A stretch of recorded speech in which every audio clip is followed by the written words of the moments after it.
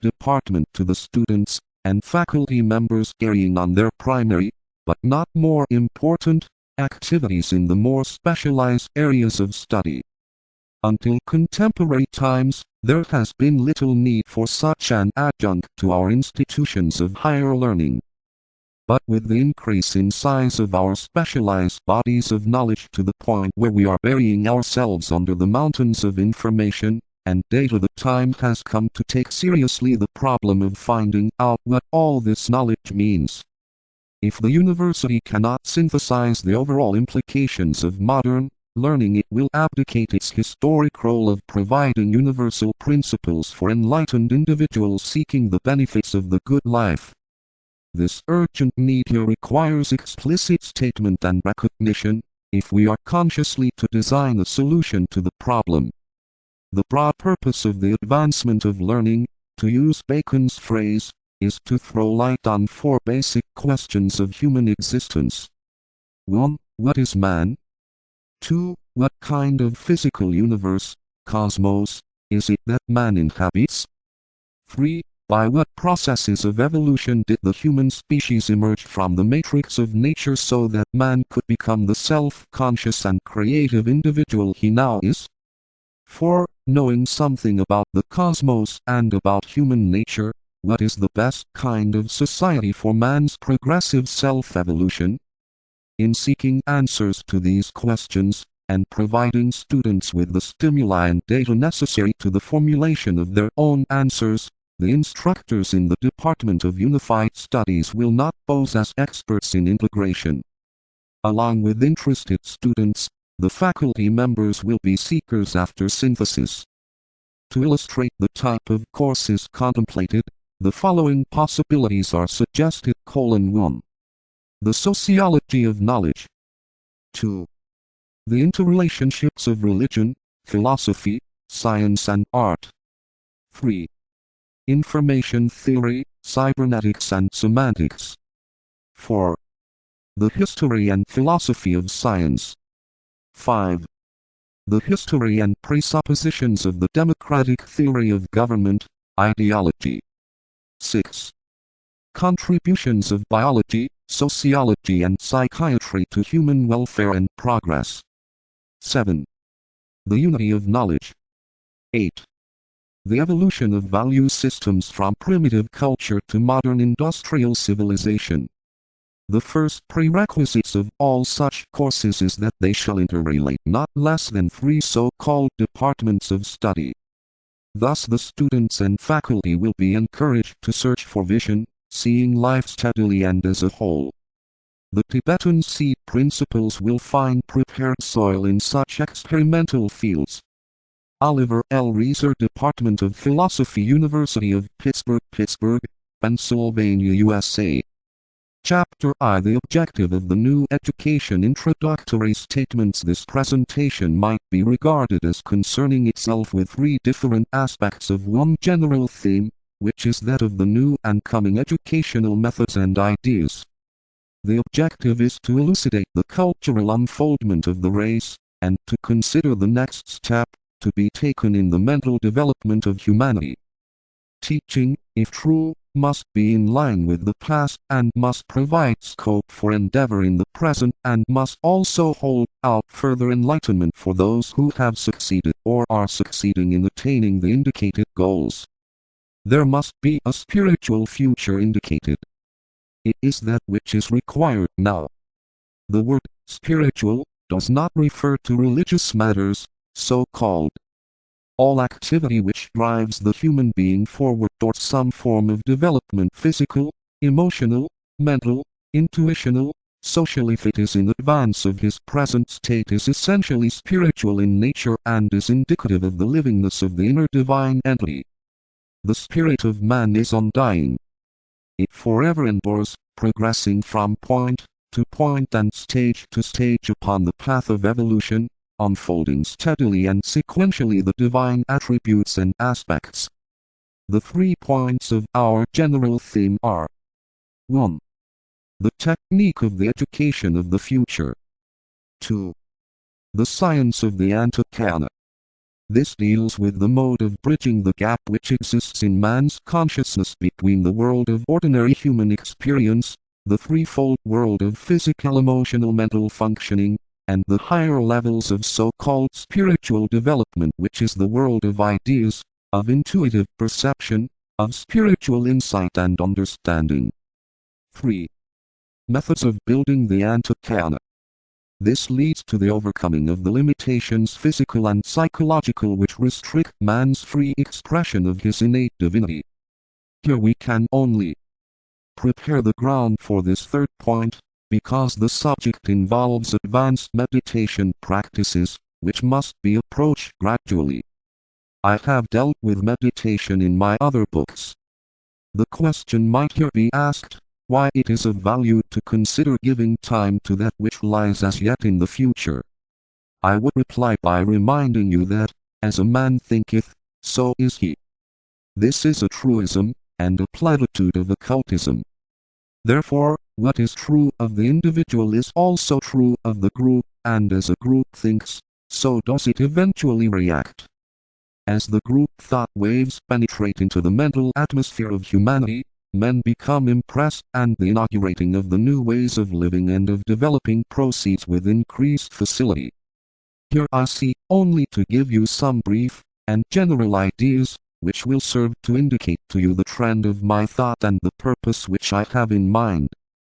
Perhaps the easiest way for me to do this is to formulate certain propositions which are of interest, and which can carry illumination.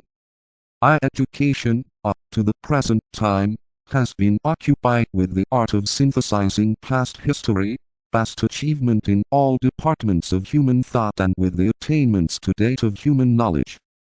It has dealt with those forms of science which the past has evolved. It is primarily backward-looking, and not forward-looking.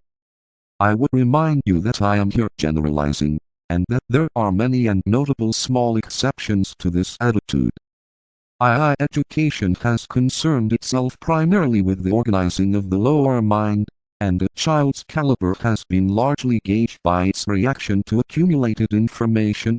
Where education is concerned, collated and collected data, sequentially handed out, digested and arranged so as to equip the child to compete with the information which other people possess. Education to date has been largely memory training, though there is now emerging the recognition that this attitude must end. The child has to assimilate the facts that the race believes to be true, has tested in the past and found adequate. But each age has a differing standard of adequacy. The Piscean age dealt with the detail of the endeavor to measure up to a sensed ideal. Hence we have a history which covers the method whereby tribes acquired national status through aggression, war and conquest. That has been indicative of racial achievement.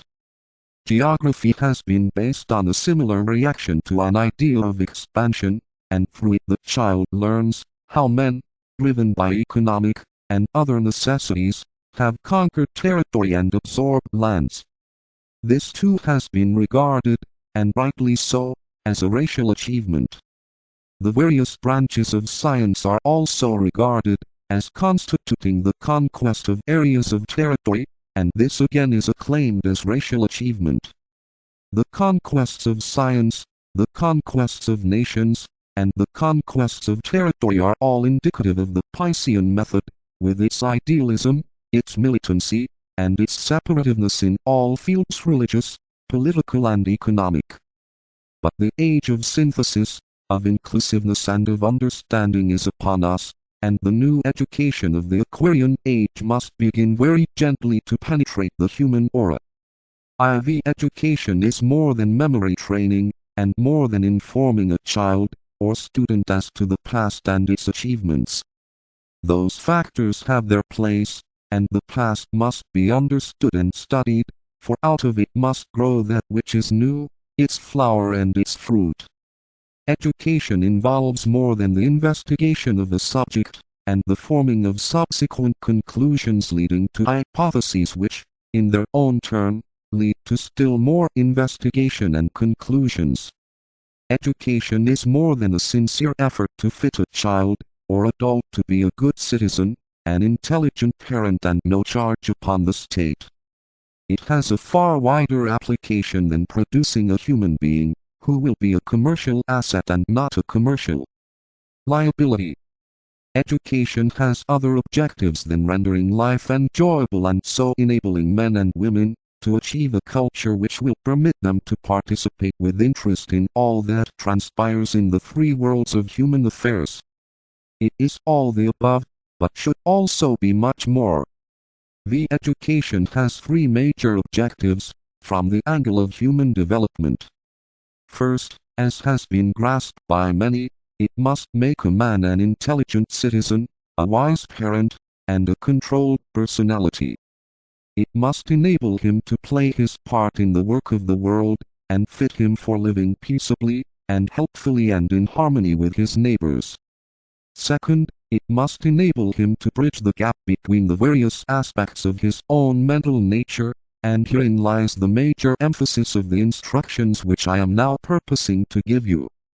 In the esoteric philosophy we are taught, as well you know, that on the mental plane there are three aspects of the mind, or of that mental creature we call a man. These three aspects constitute the most important part of his nature. 1. His lower concrete mind, the reasoning principle. It is with this aspect of the man that our educational processes profess to deal. 2. That son of mind, which we call the ego or soul. This is the intelligence principle, and is called by many names in the esoteric literature, such as the solar angel, the Agnishvadas, the Christ principle, etc. With this, religion in the past has professed to deal. 3. The higher abstract mind, the custodian of ideas, and that which is the conveyor of illumination to the lower mind, once that lower mind is en rapport with the soul. With this world of ideas philosophy has professed to deal. We might call these three aspects. The receptive mind, the mind as dealt with by the psychologists. The individualized mind, the son of mind. The illuminating mind, the higher mind. Third, the gap between the lower mind and the soul has to be bridged, and curiously enough humanity has always realized this and has talked therefore in terms of achieving unity, or making the atonement, or attaining alignment. These are all attempts to express this intuitively realized truth. VI education also should concern itself during the new age with the bridging of this gap between the three aspects of the mind nature. Between the soul and the lower mind, thus producing at one ment between soul and personality. Between the lower mind, the soul and the higher mind. For this the race is now ready, and for the first time in the career of humanity the bridging work can go forward on a relatively large scale. On this I need not enlarge, for it concerns the technicalities of the ancient wisdom, on which I have given you much in my other books. VI education is therefore the science of the Antikana. This science and this term is the esoteric way of expressing the truth of this bridging necessity. The Antikana is the bridge the man builds through meditation, understanding and the magical creative work of the soul between the three aspects of his mind nature. Therefore the primary objectives of the coming education will be: 1. To produce alignment